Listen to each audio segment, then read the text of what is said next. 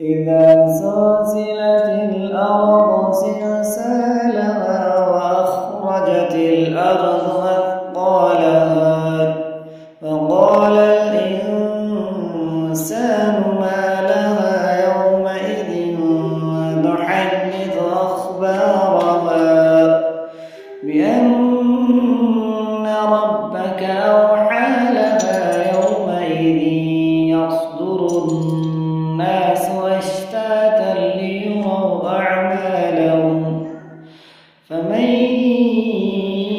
يعمل مثقال ذرة خيرا يره ومن يعمل مثقال ذرة شرا يره. بسم الله